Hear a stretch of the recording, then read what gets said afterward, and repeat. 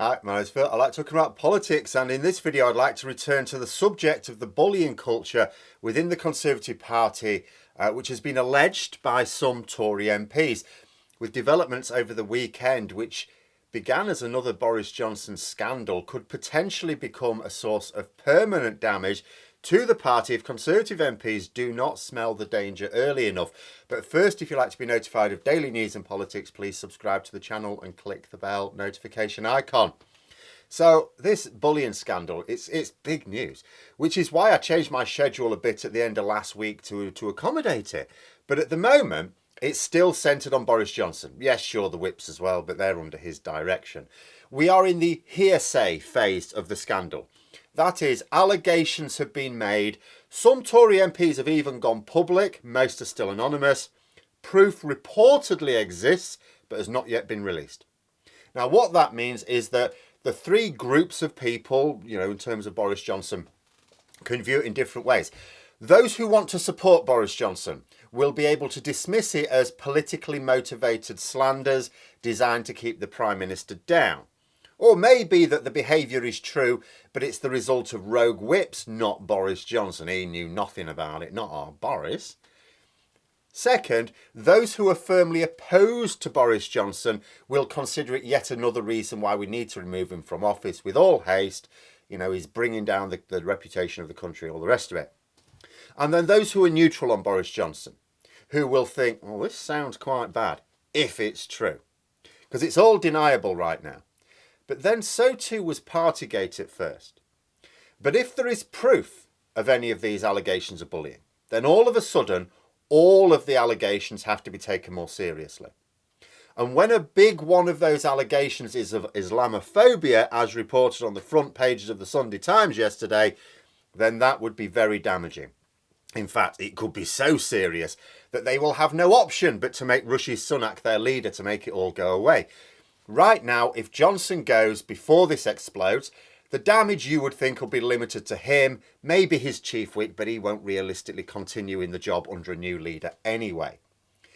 But if proof emerges, actual proof emerges, undeniable, like with the parties, it will damage the Conservative Party even with a new leader. But before I get onto that, let's take a look at how Johnson's supporters handled it. So Quater, who's the business and energy minister, he actually got it right. He got his reaction to this right. He said that although he doubted the stories were true, that they should be investigated. That's the correct approach, politically speaking. You're not giving the story credence because you're saying, well, I don't think it's true. But you're not dismissing the seriousness of it either and being accused of a cover-up. But then the dumbasses on Johnson's side started opening their mouths. I mentioned last week Michael Fabricant, who not only confirmed that the methods were used, but that if anything, the allegations didn't even come close to describing the scale on which this goes on. And he thought he was helping Johnson out. If Tory MPs let this scandal run, it will crush their reputation, even with Johnson gone. The thing is that whipping is basically bullying. In any other profession, even the acceptable level of whipping behaviour would be unacceptable. If you were to learn of what actually goes on, you'd go, that's not right. If Tory MPs don't cut the rot out now, they will open Pandora's box. Whips will be trapped. Remember, the job of whips is to get MPs to vote the way the party leadership tells them. Now, I've discussed this before very recently because party politics in general has been a topic of discussion. Voters can be pretty inconsistent as well when it comes to party politics. Like, on the one hand, most people agree that if an MP defects, as happened last week, then there should be a by-election because people are motivated to vote for the party way more than the individual candidate. But a lot of those same voters then think that MPs should vote on each motion and bill on its merits. In other words, outside the party system when they're in Parliament. It's like during the election, their candidate is just a puppet with a rosette. In Parliament, they want them to be thinking individuals. But the system can't work that way. The party machine spends a lot of money, gets a lot of resources, a lot of people to get a candidate elected with a well thought out strategy, series of campaign promises, loads of activists, potentially even people paid to help campaign. And if the party is taking things seriously, also with credible national leaders who will appeal to the electorate. In return, the trained chimp that benefits from the party machine electing them to Parliament is expected to vote the way the leadership wants them to, most of the time at any rate. But the thing is that we don't actually send trained chimps to Parliament, as much as their behaviour may contradict that statement at times. They are people, they are individuals. Some of them even have cognitive abilities. So pressure needs to be borne to bear on them during tricky votes, tight votes that the leadership really wants to get through. And under Boris Johnson, whose mission is more in line with that of Vladimir Putin than someone with the UK's interests at heart, there have been a lot of motions that frankly no British MP should ever be voting in favour of, regardless of their politics. The whips have never needed to be so busy and so effective. So let's say that Tory MPs do not smell the danger contained within this scandal and they let it run. First of all, they breed resentment from the MPs who've been victim of this behaviour but do not agree that it is proportionate. These will mainly be the 2019 Red Wall Tory MPs who've been forced to vote against the clear wishes of their constituents on multiple occasions. There is also a disconnect between Red Wall Tories and Shire Tories. The former want the spending promises fulfilled. The latter do not want the tax burden to pay for it. If the Red Wall Tories feel that they are being treated as an underclass within their party by their posher brethren who aren't risking their own seats to anything like the same degree they are, then that resentment may just boil over into organised opposition. Second, if someone feels the need to release actual proof, and there are suggestions that there may be secretly recorded exchanges, then all hell will break loose. If such proof exists, and if it is ever released, the public reaction will be something to behold. And it will completely knacker the party when Johnson is removed as well. Like, consider what happens with his successor when he or she wants to get controversial legislation through. If they revert to more traditionally accepted methods, which would still be bullying in most people's books, those methods may still not be accepted by a newly empowered 2019 intake. And if they can't use their arm twisting, they cannot do their jobs and no leader will be able to restore party discipline. Sunak, Truss or whomever else will be caught between a rock and a hard place. Which would be brilliant for the general public because it would make their most damaging legislation really difficult to get through Parliament. That would slow it down and limit the amount of human rights abusing measures they can legalise. But for the Tories, this would be a scandal too far. And I think they must be mad to want to allow it to go any further. Like right now, being honest, I put the Tories as favourites to win the next election. The current polling, yes, but that's largely down to Boris Johnson's chickens coming home to roost. Leap back up as soon as they replace him. Maybe even before they replace him.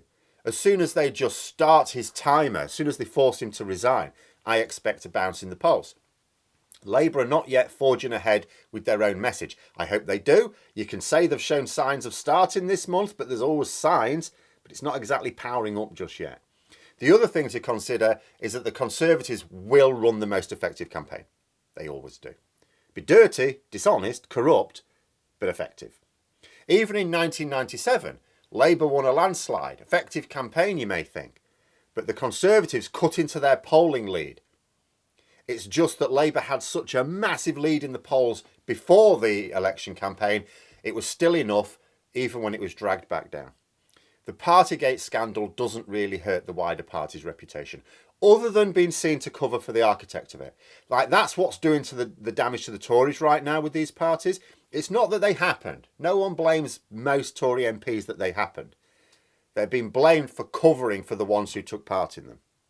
The general corruption scandals were also biting even before Partygate, but it wasn't obvious that they would run for long enough to feature in people's voting habits at the election. And actually, it could be argued that Partygate has caused a lot of people to largely forget about those as well. Same with the flat redecoration. That's all on Johnson, not the wider party. But this bullying issue could be a lot bigger than it first appeared. If the Tories are silly enough to let this run, they could hamstring Johnson's successor. And if that happens, the combination of reputational damage from the ensuing infighting and the limited action on the economy due to Brexit and general Tory boneheadedness will mean no leader, no matter how slick, will be really able to get the public back on their side. And just as with the other scandals that Johnson is falling foul of, I try and imagine, so let's say I were a Tory MP. what would I want to happen? Like I've previously said, I would want Johnson in place for a while longer. Reason for that, give his successor less time to tarnish their image ahead of the election. But now I'm not so sure. Like, were I a Tory MP, I wouldn't want any proof of these bullying allegations to go public.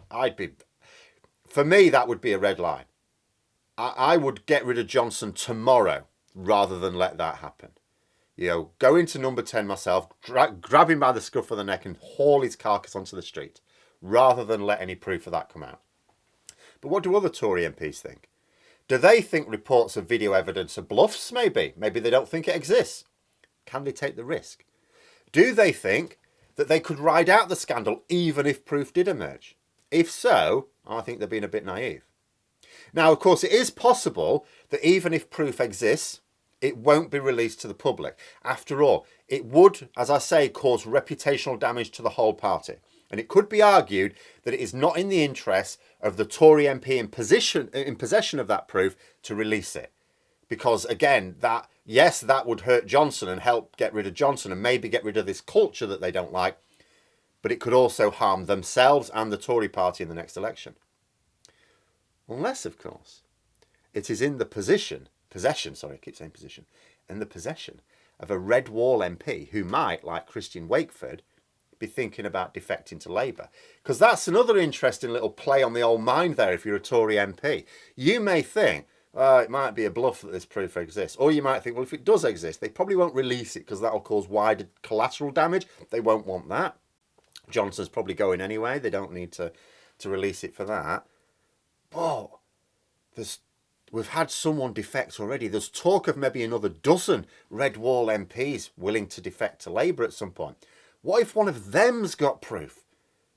Well, if they defect to Labour, they won't mind releasing it then. That's tricky. That is tricky.